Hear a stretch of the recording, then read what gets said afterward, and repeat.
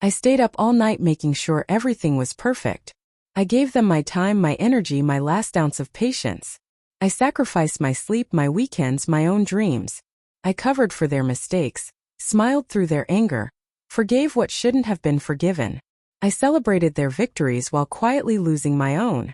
I believed loyalty meant love. I believed effort meant respect. I believed in us even when it seemed they didn't. And then they left. Just like that. My name is Alex.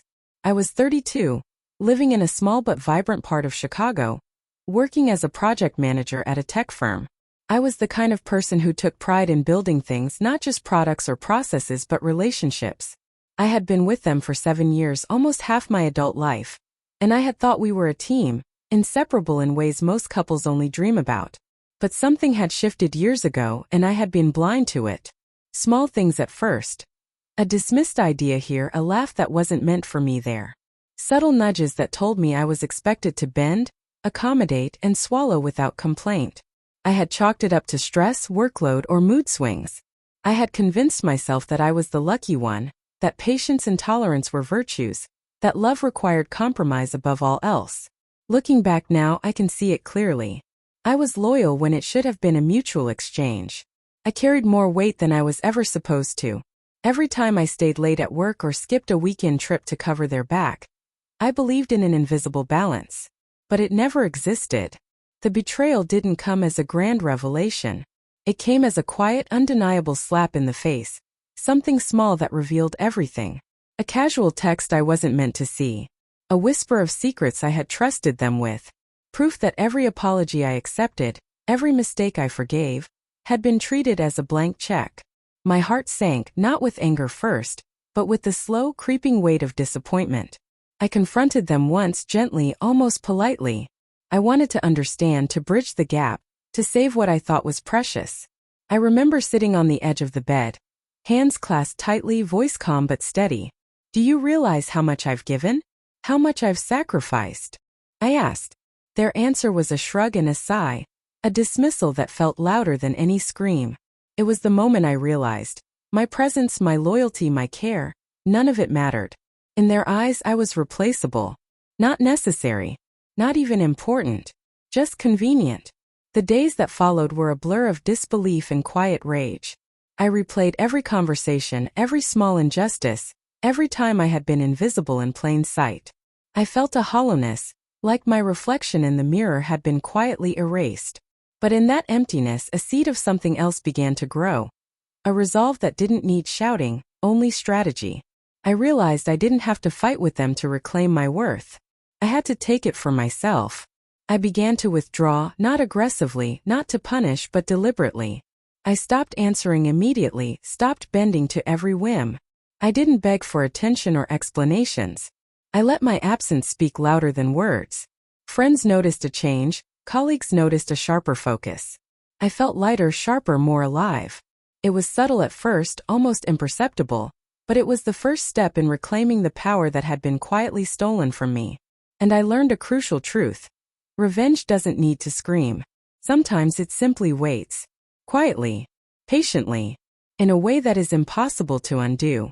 I started noticing how small things began to shift. People treated me differently, not because I demanded it, but because I stopped shrinking myself to fit into their expectations. I stopped answering texts instantly, stopped rearranging my schedule at the drop of a hat. I stopped explaining myself. And for the first time in years, I realized how much space I had been giving away that wasn't mine to give. They noticed it too. I could feel it in the way their voice changed when I spoke, in the slight hesitation before asking me for favors. But I didn't confront them. I didn't argue. I simply let them notice it for themselves. Silence became my ally. Withdrawal became my power. It was the kind of quiet shift that can't be argued with. You can't yell at absence. You can't threaten dignity. Work became a sanctuary. I poured myself into projects with a ferocity that surprised even me. I stayed late, not because I was covering for someone else, but because I was building something undeniable. My efforts weren't about proving a point to them. They were about proving to myself that I could thrive without validation from the person who had once made me feel invisible. Every success, every recognition, was a brick in the wall, I was quietly building between their power over me and my own life. The first real taste of my own quiet revenge came unexpectedly. They had a major presentation, something they had been obsessing over for weeks. I had been the one who usually proofread their slides, edited their talking points, and even coached them through their pitch. But this time I didn't. I offered nothing. I stayed completely absent and watched as they scrambled to fill a gap they had once assumed I would always cover. I didn't gloat. I didn't smile. I just let reality do the work for me. Their panic, their frustration, it wasn't satisfying in a loud way, but it was the justice I needed. They were finally seeing what it felt like to not have someone silently prop up their world. Socially, things began to change as well. Friends who had once seen me as an extension of them, someone who existed to smooth their edges, started treating me differently. I didn't seek attention, didn't broadcast my achievements, but people noticed the shift in energy.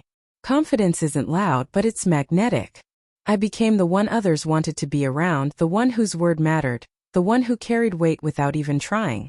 Meanwhile, they were shrinking in comparison. Their reliance on manipulation and borrowed charisma exposed in the quiet light of truth. It wasn't about revenge for revenge's sake. It was about reclaiming my dignity step by silent step.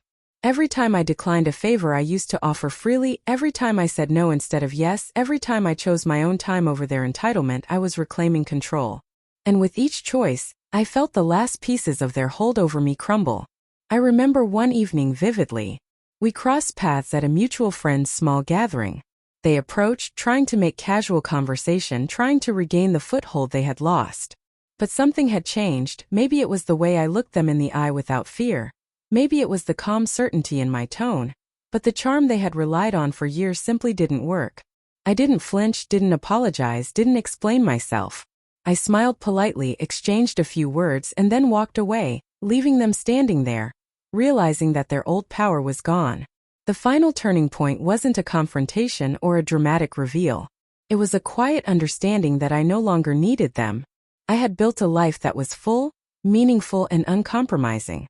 I had friends, accomplishments, and a confidence they could never take away. And they, who had once treated my loyalty as a convenience, were now powerless to affect me. Be why the time section 3 begins. I had fully embraced the quiet, irreversible distance between us. I didn't speak to them anymore, not because I was bitter, but because I no longer needed their permission, approval, or attention. I realized that silence is more powerful than confrontation. It leaves no room for excuses, no opportunity for manipulation, and no way for the other person to regain control. Life, for me, had become a series of small victories that felt larger than anything I had chased when I was consumed by loyalty. A promotion at work came not because I was covering someone else, but because I had built my own reputation, my own credibility. Friends invited me to events I had once skipped for them.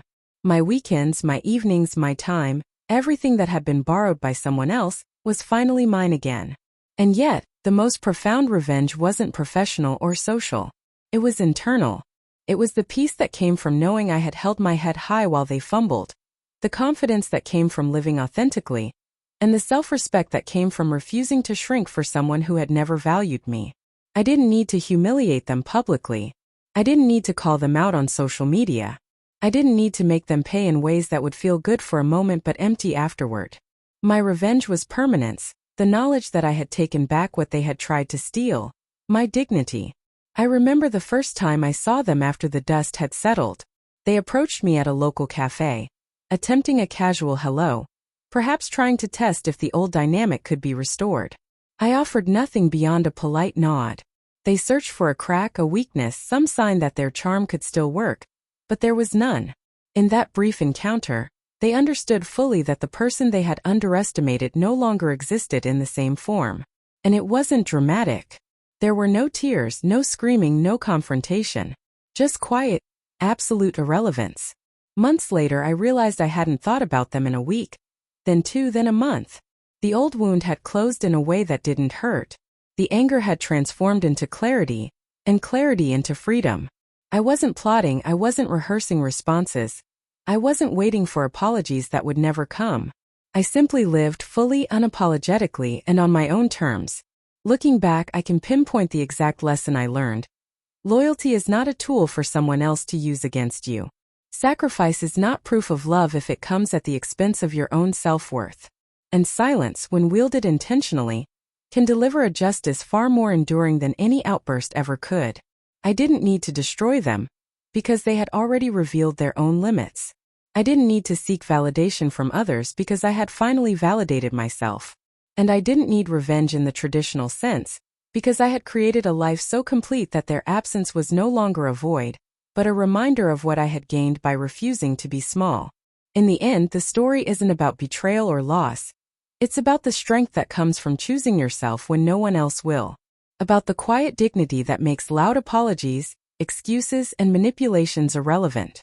About the peace that comes when you finally reclaim the life you were always meant to live. I had given them everything once. They acted like I meant nothing, but I gave myself everything after. And that, I realized, was more than enough.